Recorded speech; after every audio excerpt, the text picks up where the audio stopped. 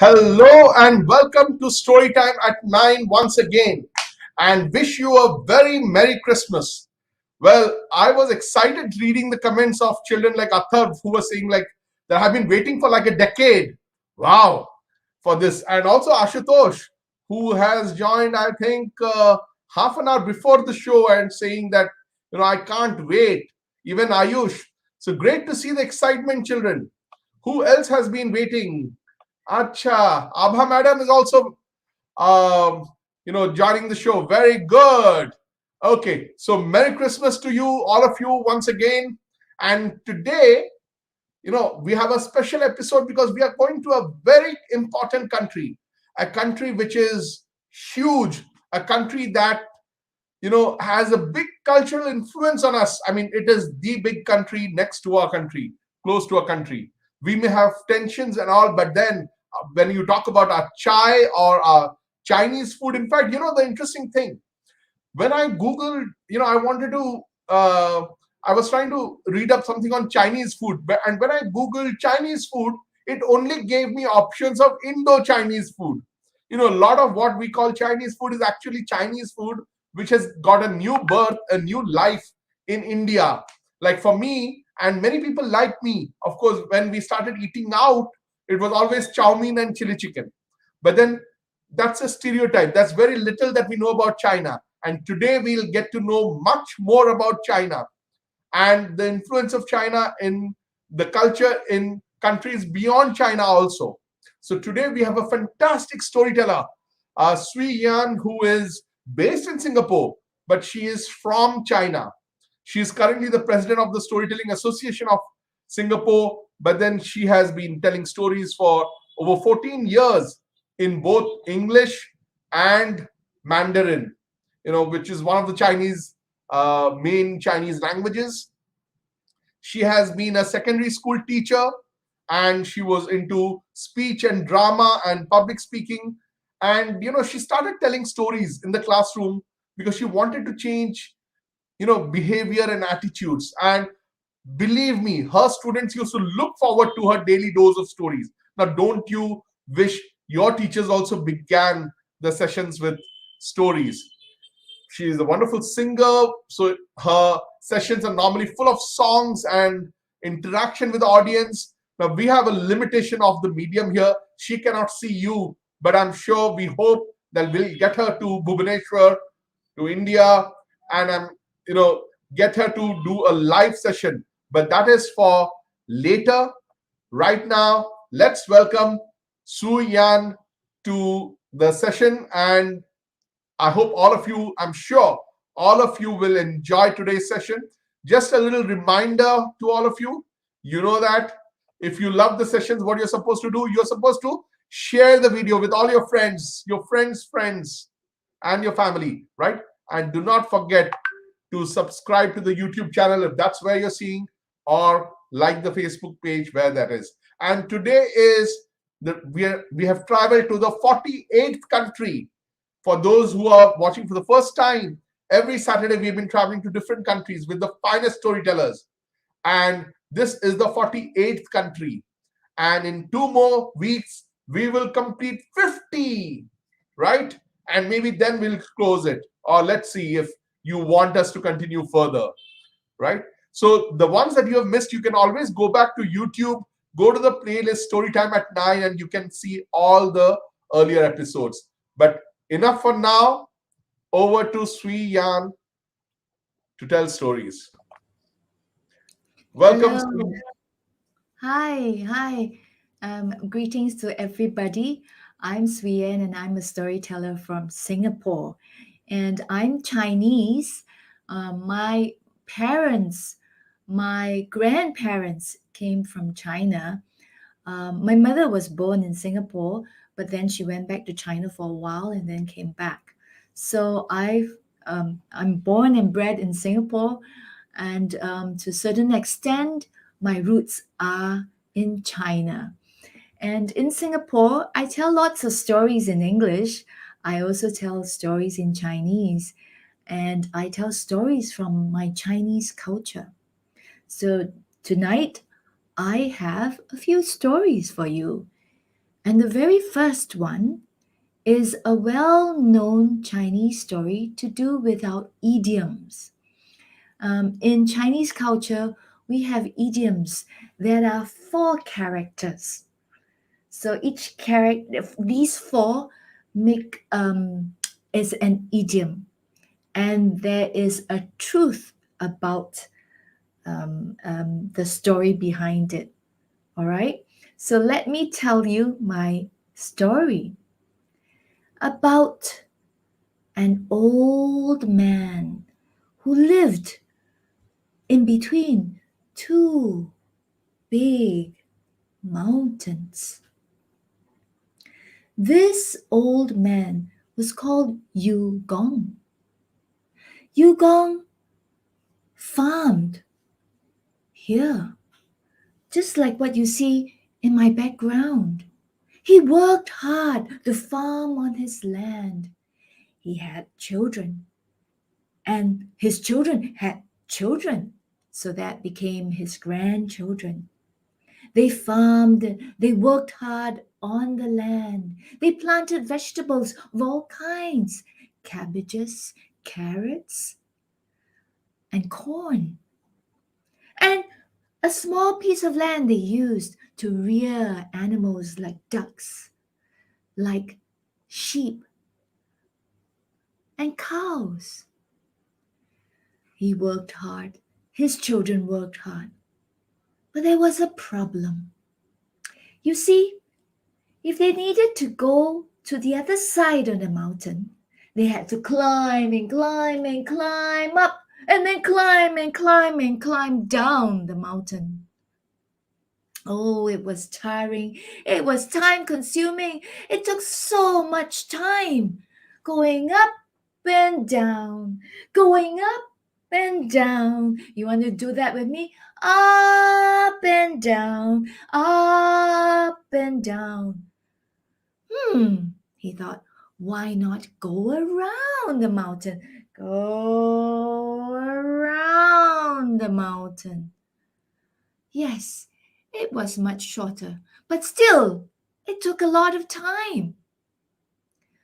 Now, on the 100th birthday of the old man, Yu Gong, he woke up and he had an idea.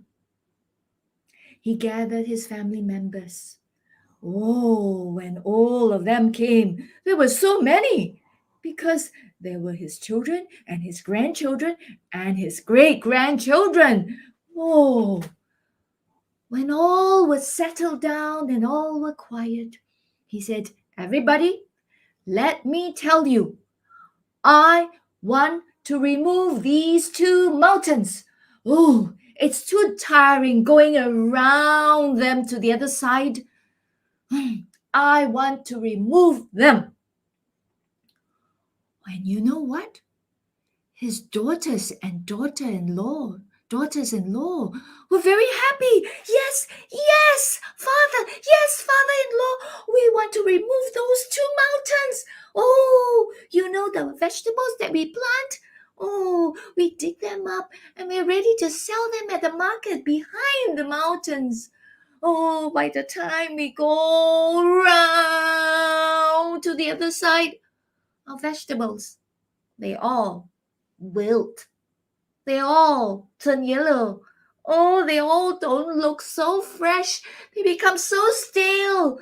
And when we bring to the market and try to sell them, nobody wants to buy our vegetables. In fact, we had to sell them very cheap. Oh, we don't earn much money like that. Oh, the old man found that all his children agreed to remove the mountains, everyone except his wife. His wife said, you foolish old man, what are you going to do? You're going to dig and dig these two big mountains? It's not that easy. And what are you going to do with the rocks and the soil that you dig out? Oh, the sons, and they all called out, "We know what to do. When we dig them out and dig and dig and dig, we'll fill them in our baskets. Then we'll carry them to the sea and toss them over." Ah, they all agreed that they will work hard. And so they did. Oh, they marched and marched and marched and marched to the first mountain, and they began to dig. Hey yo, dig, dig, toss. Hey yo, dig, dig, toss. Hey yo, dig, dig, toss. Hey yo, dig, dig, toss. You think you want to do it with me? Come, all of you. Hey yo, dig, dig, toss. Hey yo, dig, dig, toss. Hey yo, dig, dig, toss. Hey yo, dig, dig, toss. Oh, they worked hard. Oh, they sweated. Oh, and with all the rocks, with all the soil, they filled the baskets full and then carried the baskets to the sea and tossed them away. Now, digging and tossing wasn't easy, you know. The weather sometimes on the mountain would be cold. And then they would help in one another, the children and the grandchildren. They would say, "Hey, come, put this on. It'll keep you warm." And sometimes the weather would turn hot, really hot, and they would perspire. But they would help one another. Here, have a towel. Wipe your sweat. Drink some water. They worked hard. And sometimes there were blisters on their hands. There was one time when the blisters were just too painful. One of the sons said, "Oh, it's too difficult to dig. We've been digging for a year, and it's only a small portion of the mountain that we dug. Oh, my hand is so painful. I give up." And that's when the old man Yugong said, "Oh, son, don't give up. Don't. Embrace the difficulty. Just bear with it. Look, your hands, they're painful right now. I'll help you. I'll put some ointment. Rest. Eat something. Drink some water. Rest. Sleep. And then, when you're better, we continue." And then the old man went to dig and dig and dig. When the son saw him digging, that old man digging and digging, he felt bad. He realized, yes, he shouldn't give up so easily. He should continue to dig. Well, everybody in the village, they'd been watching the old man and his family digging and digging and digging at that mountain for a year. And they laughed. That old man, Hugo, he's a foolish old man. So silly. And he got all his children to dig and dig and dig. Oh, how long is he gonna dig? Now, in the village was a wise old man, and he too felt, "Hmm." And he went up to Yugong. Yugong, Yugong, look at you. You're so old. Look at you, you're bent. Oh, you can barely walk properly. Why are you wasting your time like this, digging and digging at this big mountain? Look, you, after 1 year, managed to dig one small, tiny portion. You gong, don't be foolish. Yukong, he took a deep breath. You are right.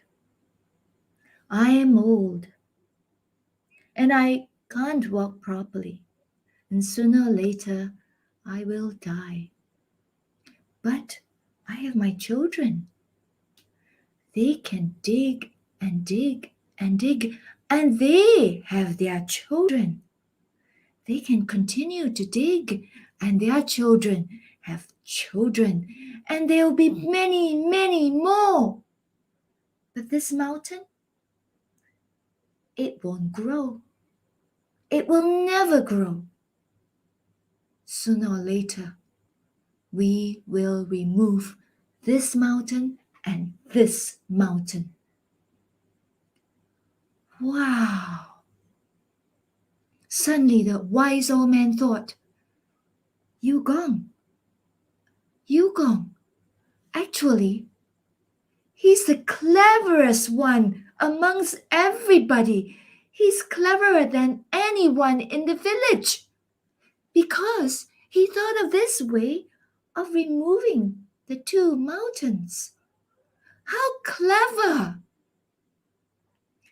Well, the gods who made these mountains, they heard Yugong. They heard his tone. They were so full of determination. They began to worry.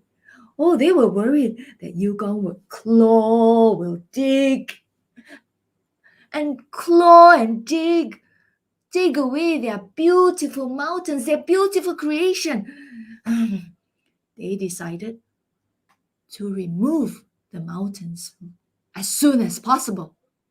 So one day, Yugong and his children, when they woke up in the morning, they found that the two mountains had been moved. They were so happy. And so today, this story lives for years and years and years.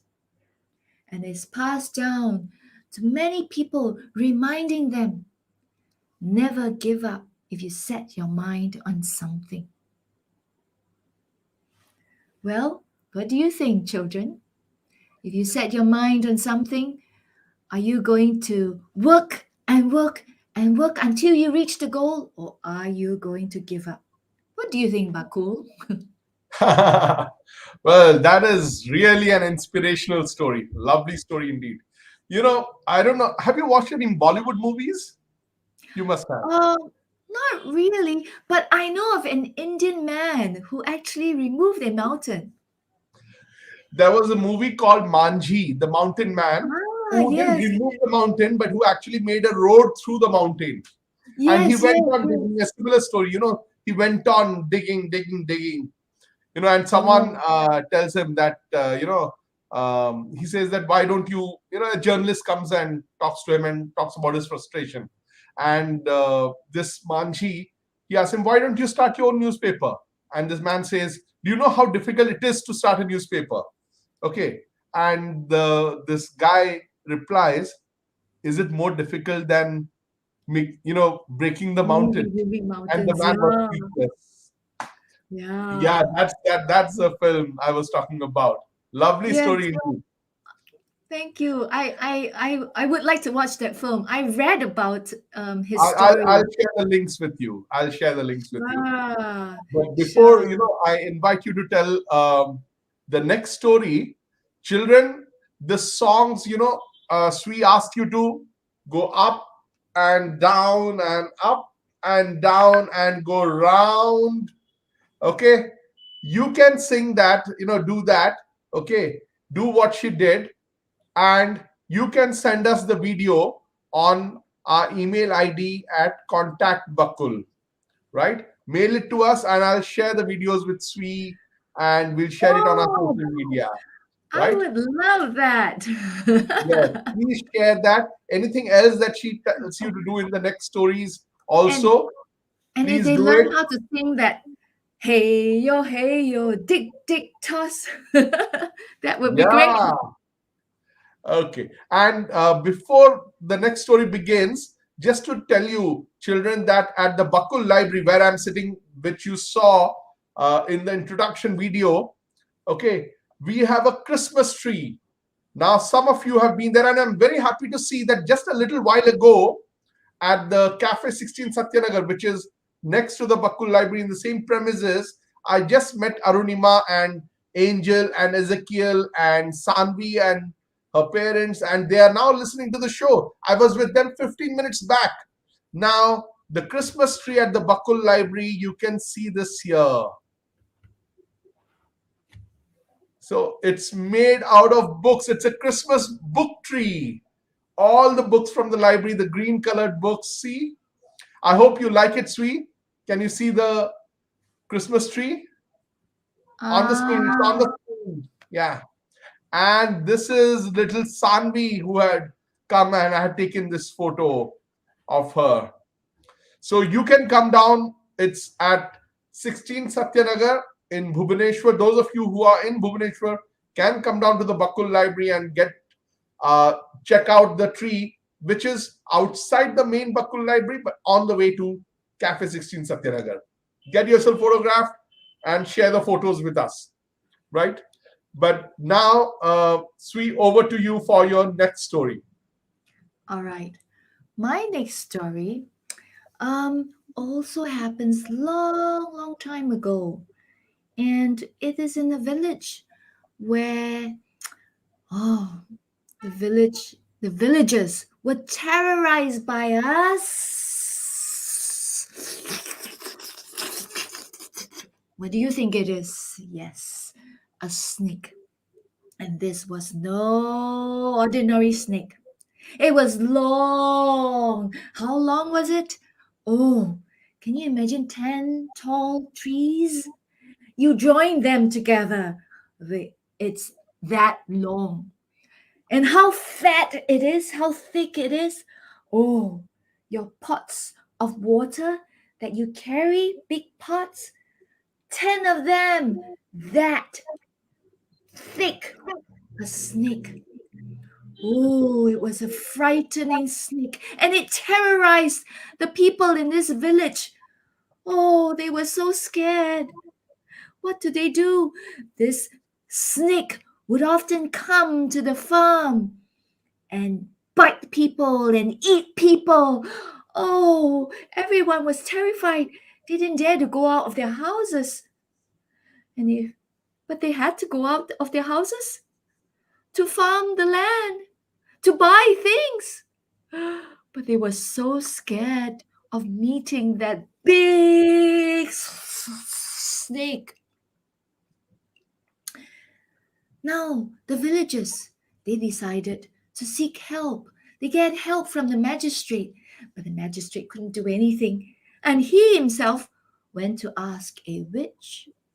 The witch said, "Haha, you must offer a young girl, a 10-year-old or 11-year-old, 12-year-old, 10, 11, or 12-year-old girl to the snake that lives in the cave, and then they will stop terrorizing you. Offer one girl every year." And so the magistrate, he decided, he told everyone they would get one girl and bring her as an offering for the snake to eat. If the snake was filled up, the snake would not eat the people. And where did they get the girls? Oh, the criminals, their children.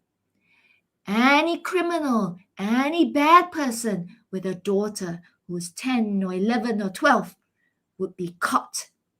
And so they did this for 1 year, a second year, a third year, a fourth year, until the ninth year. No more girls to offer to the snake. The magistrate was thinking, oh no, what to do? What to do? Now, in the village was a young girl by the name of Li Ji. Can you say Li Ji? Yes, Li Ji. Oh, She was young, but she was brave.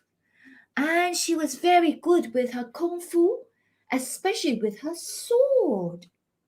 Oh, she could wield her sword very well, and she practiced and practiced and practiced very hard. She heard about that snake, and she was very angry about that snake. She lived with her father and mother. Her father and mother had children, and Li Ji was the youngest of them all. She may be young, but she was brave. She thought in her mind how she could fight that snake, how she could use her sword and find a way to kill the snake. Now, being a girl in the family, and like all girls, parents, they loved her very much. But Li Ji, she wanted to go out to fight that snake. So one day, she sneaked out of her house. She went to the magistrate and told the magistrate that she would go and kill the snake. Let her be that 10th girl. Let her be the 10th offering to the snake. Oh, the magistrate didn't feel very good about it, but he was pleased at least someone offered herself. And so he gave her a very good sword, better than the one that she already had. It was a very expensive sword, and one, the metal was metal, the one with a metal that's so strong that could pierce through thick and heavy rock. And the magistrate also gave her one more thing. A hunting dog. Now, I told you Li Ji was very clever. She had been planning. She made a dough with flour and honey. She mixed them up together. She made a round dough. She carried that dough. She carried the sword. She brought along the dog, and she went up towards the cave where the snake lived. When she arrived, she put the dough in front of the cave. Then she went to hide in some bushes. Soon the snake came. It could smell the fragrance of that dough.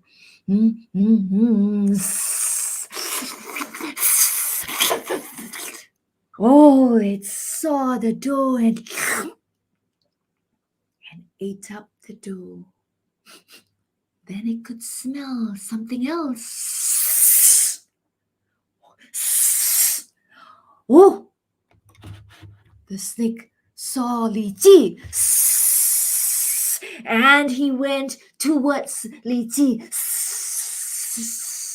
Li Ji waited and waited and waited, and when the snake got close and was ready to strike her, she jumped quickly. She jumped to the other side. The snake turned over to face Li Ji. And just at that time, the dog came and pounced on the snake's head. And when the snake was feeling the pain of the dog's bite, Li Ji used her sword to hit him. Ow, ow.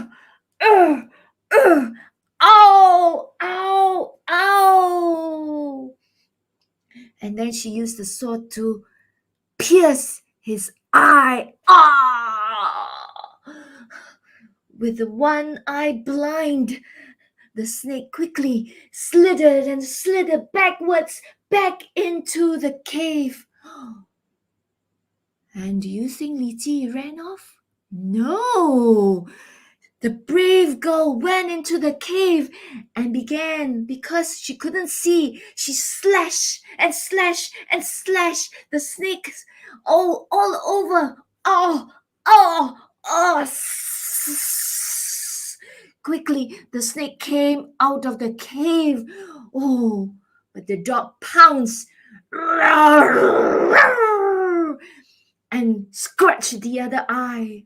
Oh, with the two eyes blinded, the snake couldn't do anything but began to wave its tail left and right, left and right. The tail beat on the floor. It made such a noise. But Li Ji, she was brave. She didn't care how it moved. She just went forward and she aimed her sword at the throat of the snake and pierced and pierced and pierced the throat of the snake many times. Oh, the snake. Oh, oh. Soon it fell dead on the floor amidst a puddle of blood. Hooray! Li Ji killed the snake. And so when she went down to the village, everyone was so happy that the brave girl killed that horrible snake. And from that time onwards, the people in the village had a peaceful time. They could farm. Li Ji farmed. Li Ji sewed and made clothes. All was peaceful. All because of brave Li Ji.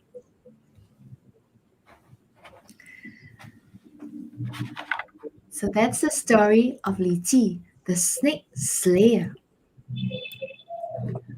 I wonder if the girls in India are brave like Li Ji too. Baku, what do you think? Suji, sorry, Yeah, no, no, no worries. No, I've it's been calling okay. you It wrongly. happens all the Yeah. time. Don't worry.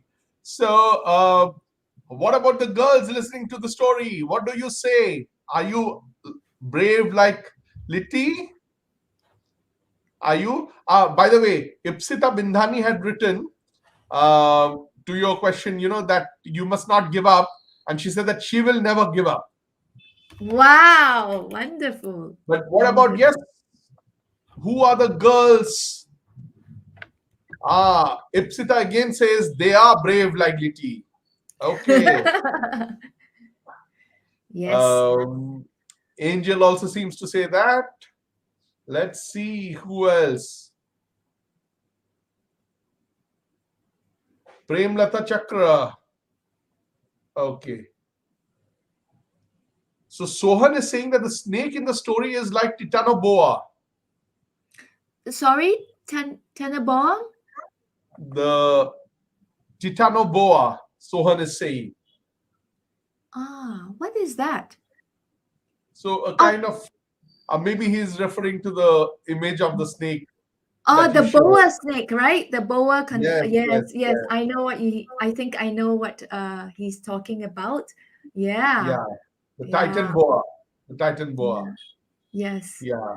yeah. This So, is a very famous story, actually. Yeah, Li hmm, Ji. Yeah. and there was someone, I think, who had, I think Swayamjit was saying that it reminded him of the Mahabharata. You know about the Indian epic Mahabharata, like the big Yes. story, and there you have the man-eating demon that was I defeated. don't know So about that portion. Yeah. he was Okay. reminded of that. The stories from our epics, but very Yes. interesting. Yes. I like So. I like this story very much because if you know, I don't know whether it's similar, but in Chinese culture, a long ago, the girls were not as important as the boys. So definitely sometimes the girls were given up, you know, or Mhm. or they were just they don't go to schools at all. So I like this story. It's such an unusual story that somebody would come up this story long ago about the brave girl, because it's not common. It's not common that a girl would rise up to do something like this, because most girls didn't go to school. Most girls were thought that they just stay at home to cook. It's something that we so relate to in India, because there are people, who used to think that. There are still some people, unfortunately, who still think that. But I'm sure all our listeners are not those who think that. And they're all brave girls like Liti, like Ipsita said. And they Yes. all have promised that they will never give up. Wonderful. Cool. So, yes, Yay. Very Mohan good. and Bobby have just identified, and Swamjit also, that the largest snake in dinosaur period is that the Titan boa. Okay. Now Ah.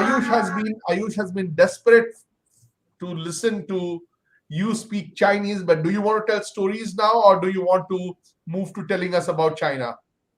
Oh, we could move to talking about China. You want me to speak some Chinese? Ni Yeah. hao.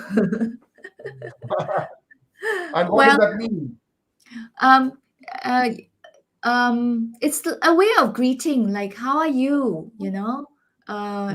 Greeting to you, greetings to you. It's not how are you. It's greetings, greetings. Yeah, Okay. and it literally translated is you are good. You are good. Okay. Yeah, yeah. You want me to hear? You want to hear something in Chinese? Let me say to you the very first story. I told you it's an idiom. So the four Yeah. words, okay, it's 愚公移山. You think you can try that? Okay, 愚 I'll try. I'll try. is the name. Iko, 愚公, yes, is the Yuko, name of the old Yuko, man. Okay, Yukam, yi yi means move. Yi Yi, shan means mountain. Shan. Yukam, Ishan. Yes. Is it okay? Kind of Yes, close. yes, yes. Okay. Yukam, Ishan.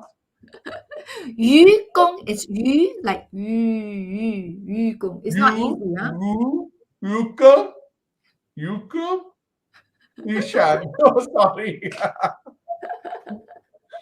Okay. I'm sure if some of you can do it better than me, record it and send it across. You have the email ID. So Robbie is saying meow is hello, I guess. Uh, meow. No. Oh, I think okay, because sometimes we're online, right? Maybe the pronunciation can't be heard clearly. It's an N-I. Ni, N-I. How, H-A-O. It's like N-I-H-A-O. Ah.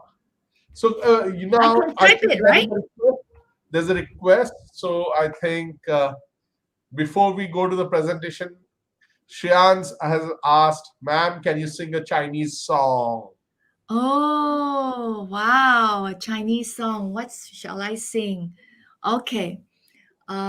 三只老鼠，三只老鼠，跑得快，跑得快，一只没有眼睛，一只没有耳朵，真奇怪，真奇怪。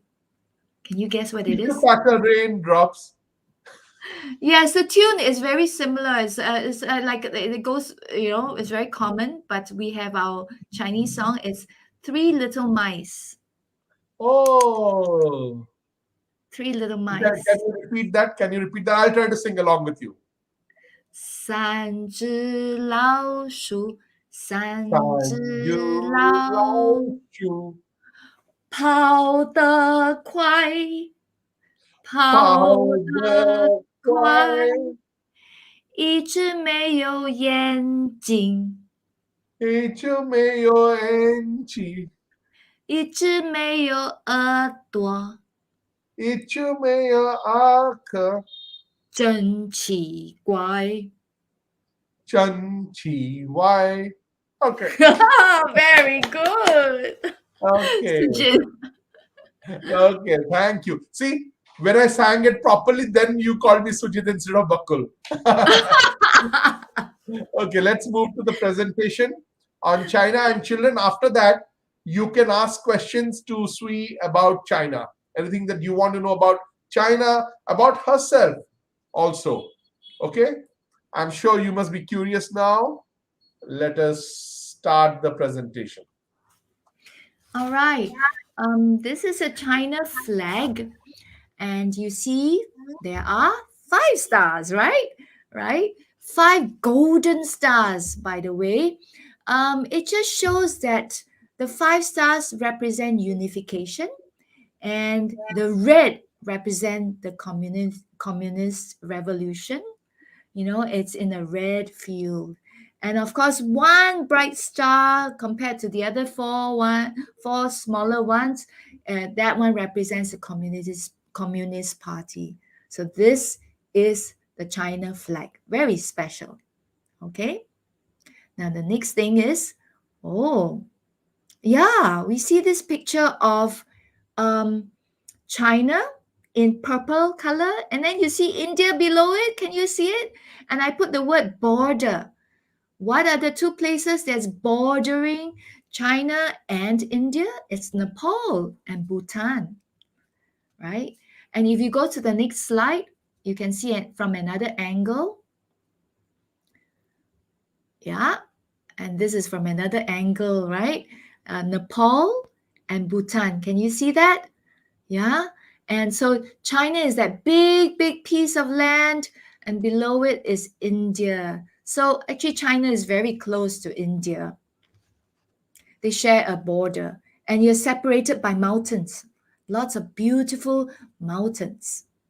Now, and you can see the size of China and India below. Well, they've calculated actually China is 3 times bigger than India. It's huge. It's a big piece of land. Okay, let's move on. Now, let me show you a very well known city in China called Beijing. You can try and say it, Beijing. Okay, Beijing. This is the capital of China. And you can see the old and new cityscape. The old is closer to us in the foreground, and the new is in the background. And it's very Chinese kind of ceiling, roof, and the red and the green is very typical, very Chinese. Okay, we move on to another picture. And this is also Beijing. Beijing being the capital of China is it's also uh, the where the king also lived one time. All right, and because of that, there is also the Great Wall of China. It is a World Heritage Site. This Great Wall of China is huge. It's long. It stretches a lot for very far, so much so that those astronauts on the moon, when they look at Earth, they can see the Great Wall of China. So it's a World Heritage Site. People who visit Beijing, they will definitely want to go to visit the Great Wall of China. So the next slide. Now, China is also well known for these terracotta warriors. Now, they are 3rd century, and apparently a farmer actually was one day digging and digging for a well, and he found these warriors. Now, these are stone, right? They are terracotta. I wouldn't say stone, but they are very hard, and there are many of them. Who are these warriors? They actually they were made to be buried together with the first king, first emperor of China. And so it's kind of like a funeral art, you could say, where when the king got buried, they buried many things together with him. And these were the things. And you see the horses and you see the warriors. It represented how great and mighty that emperor was. So these were very well known, and people, when they go to China, they want to see this. But they have to be very careful. There are actually more underground, but the people of China did not want to dig them out, because if they were to dig them out, the weather would cause them to slowly become dust. Okay, we move on to another part, another picture. Now this is another city, a well-known city called Shanghai. And if you translate that, it actually means on the sea. And this city is known as the most international city. Lots of people come here to do work here.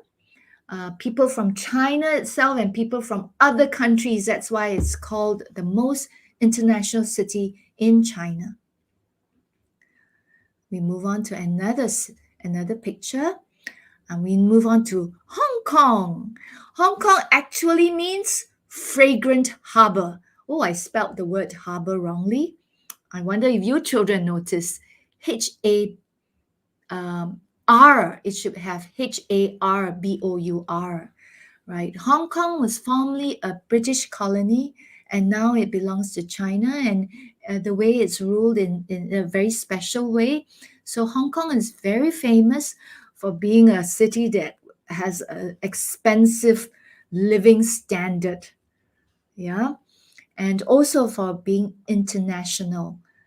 It's also famous for kung fu, for Jackie Chan. You may have heard of Jackie Chan, right? It's famous for that, and famous for all the kung fu action shows. All right, so let's move on to the next picture. Now, in China, and just like you in India, you like tea, right? You have your chai. In China, tea is very important. The younger generation would show respect to the older generation by offering them a cup of tea. And it's very important in a wedding that the wedding couple would offer tea to the elders in a tea ceremony. Yeah. So this is a show of respect. So tea is very important, and people drink tea. There's a very fascinating way of drinking tea. There's a way of drinking tea. It's a way of boiling water and boiling the tea leaves, and how it's done. It's become an art form in China. All right, we come to the next image. Yum yum. That is China food. And here is a picture of freshly cooked dumplings and cooked in a steamer. And these are steamed in a steamer.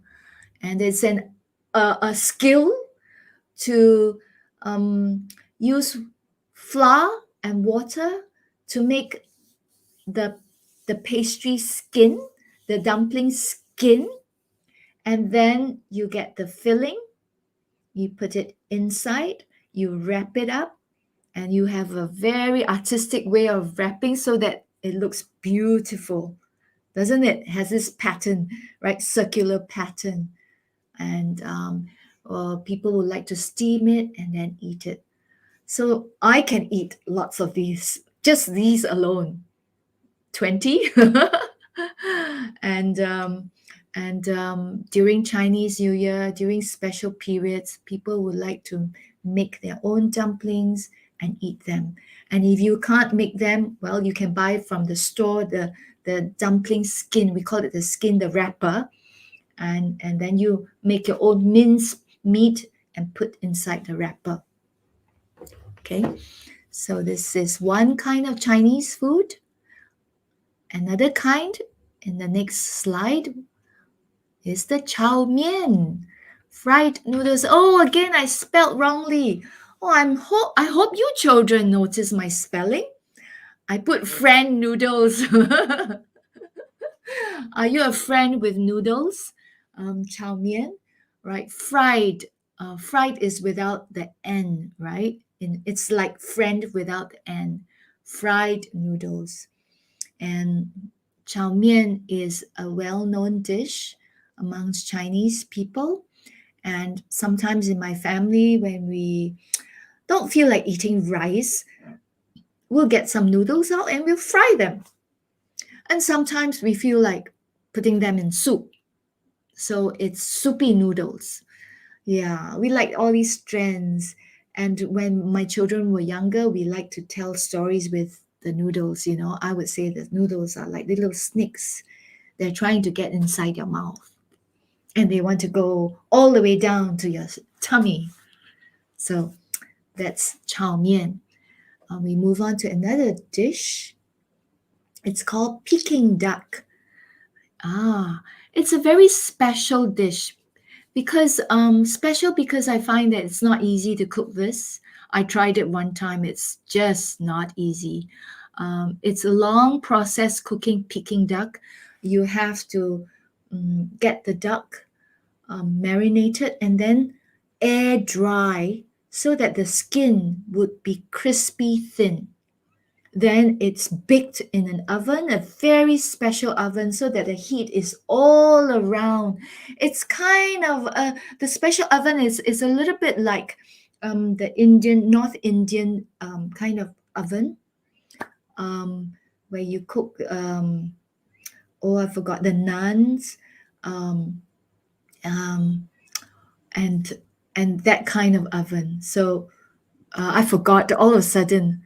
The tandoor. Yes, tandoor. Yes, tandoor. That special oven. Yes, it's similar, so that the heat is all rounded and just right. So, and with this dish, it's not just eating. The chef would shave off the skin of that duck. Okay, that's why you see the chopstick holding that. Where the chopstick is pointing to. That's the skin of the duck. It's one of the dishes out of this duck. So you can create about 3, 4, 5 dishes out of one duck. And that's a Peking duck dish because it would be out of one duck, you could have many different dishes. And one well known one is the skin will be eaten with a sauce and wrapped up with cucumber. And then you pop it into your mouth. And after that, there will be the rest of the meat. It could be used to fry chow mian or made into a soup. And it's just many different variations out of that one duck. Okay. Ah, it seems one of our viewers, Durga, is saying he knows how to cook Peking duck. Wonderful. Oh, maybe he has a tandoor oven. Ah, yeah. Okay. Next. And this is my final picture. Because we all love animals, right? In China, there are many animals, and there's one unique kind of animal you cannot find anywhere on earth except in China, and that's panda, the panda bear. And in Singapore, we do have the panda bears because China loaned the bears to us. And amazingly, our panda bears gave birth to baby panda bear. So it's Singaporeans are very excited about the baby panda bear. Sorry, I shouldn't say bear. It's not a bear. It's panda. Yeah, we must know that it looks like a bear, but it's not a bear. The China panda. Isn't it cute? And I'm sure Yes. you all watched the movie um, Kung Fu Panda. Panda, right? Yeah. Yes, yes, yes. Okay. Thank you so much.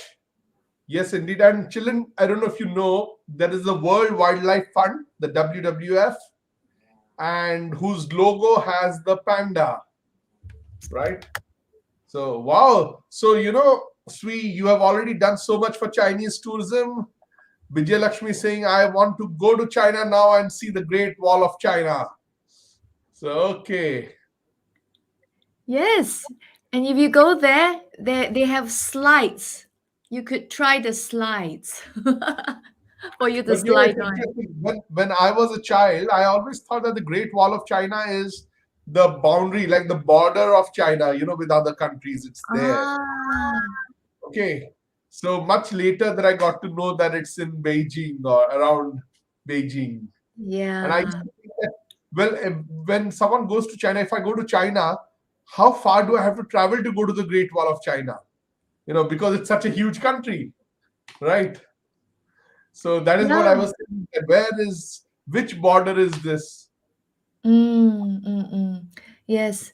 And actually, to think about how this wall was built, a lot of people died building it. Yeah.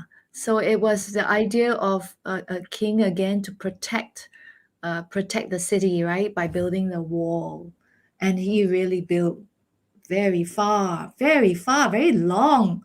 And if you go there, you cannot manage to go all the way to the end. You can only go to a It's portion actually of it. it's actually like the Great Wall of Beijing now, isn't it? It's like a wall around Beijing, right?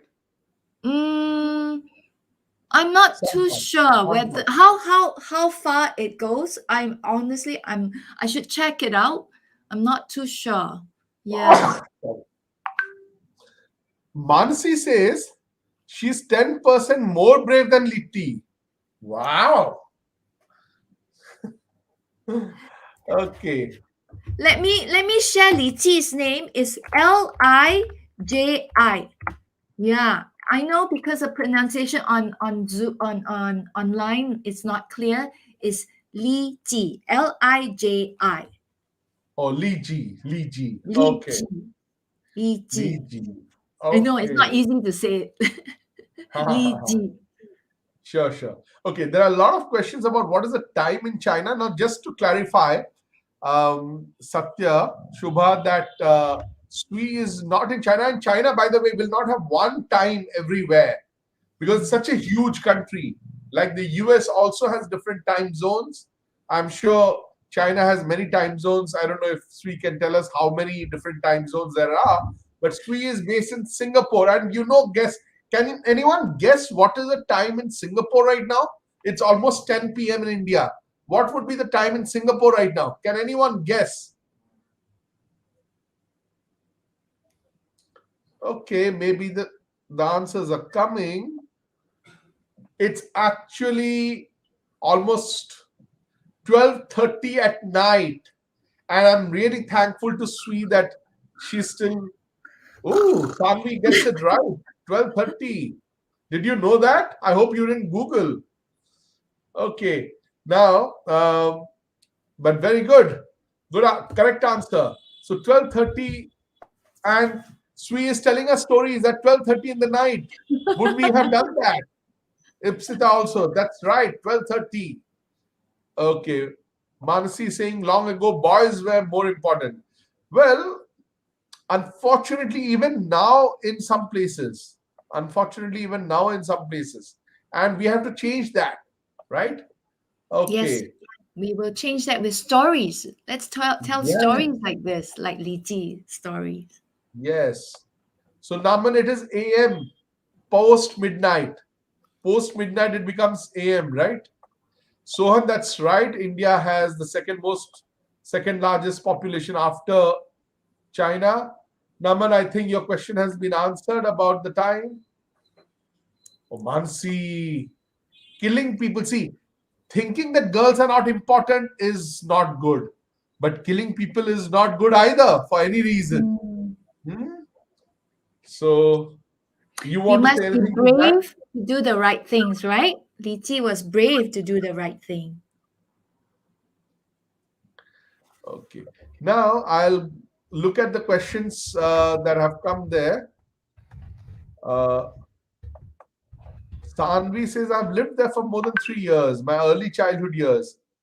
But it's Singapore, right, Sanvi? Sanvi was in Singapore. She grew up in Singapore, yes. Okay, let's be brave. That's right. Okay. Comments. So, Ipsita jokes. Good joke, Ipsita. So, here we timed it at 9 p.m. Indian time. We said it's bedtime stories. And she's saying it's midnight story for you in Singapore. Yes, I'm telling my stories to put me to sleep. Uh, there's a request from, I don't know what the name Oh, is of the child, the national anthem. Do you want to sing a couple of lines? no, I do not know how to sing the national anthem of China. You've stayed in Yeah. Singapore all throughout.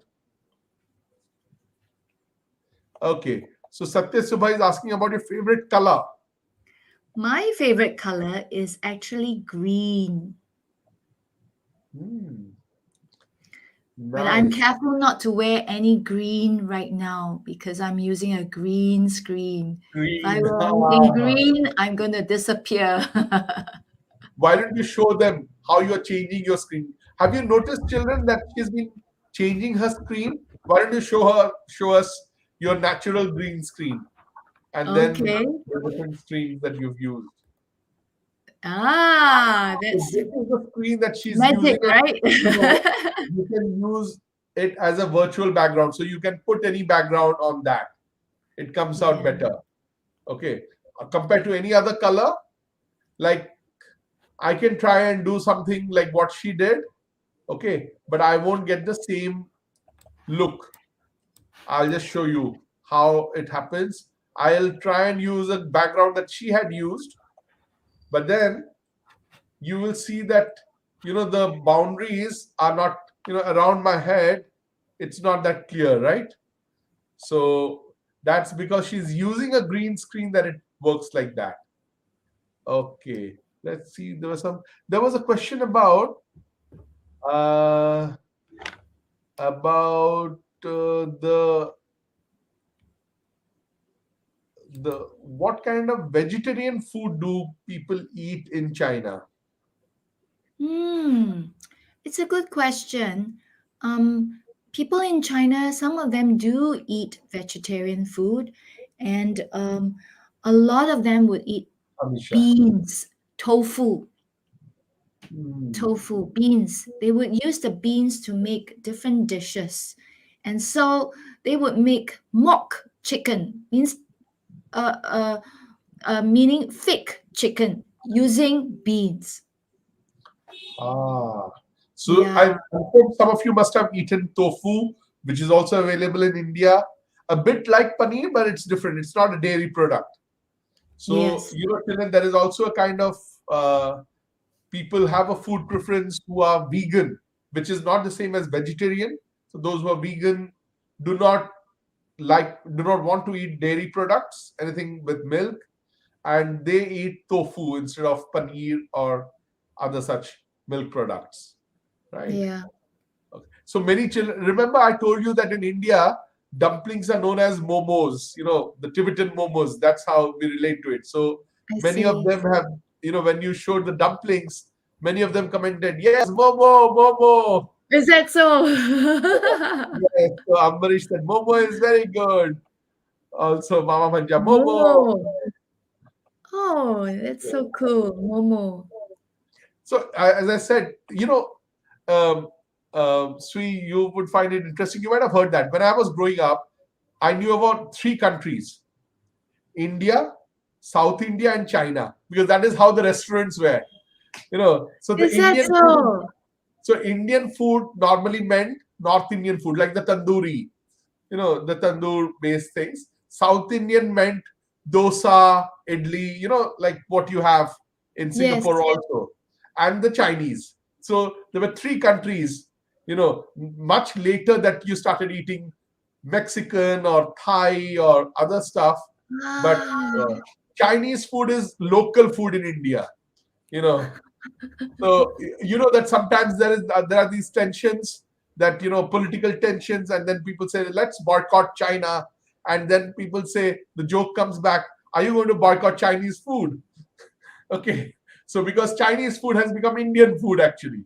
really? Oh, Yes, I'm amazed. Yeah.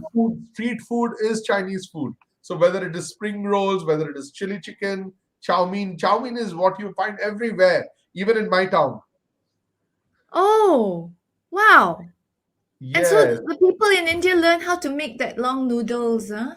Yeah, yeah, yeah, yeah, yeah. In fact, there is Oh, there is chow mein in my kitchen, in the fridge now, and I'll go back after the show, and you talked about chow mein, and I'll go and directly hit chow mein and chili chicken.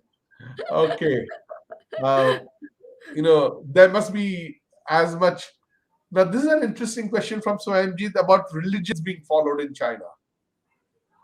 yes. It's an interesting question. It's not easy to answer because China went through a revolution where they denounced God of the existence of any religion. So yeah, it was at one period where there's really no religion. You just cannot. So then after a while, they were more open to have to allow different kinds. So you have there's Christianity there, there's Buddhism there. I think when you say Hinduism, I think it's very similar to Buddhism, isn't it? Yeah. Yeah. So yeah. So yes, there are many who follow Buddhism and other religions or philosophy like Taoism. They follow a Confucianism. philosophy. Yeah, and but they really was very strongly following Confucianism. Is a famous scholar, and he spoke of certain philosophy, way of morals, how to have proper character. So a lot of Chinese people grow up with those views of Confucianism, like filial piety, respect for parents is very important in the Chinese culture.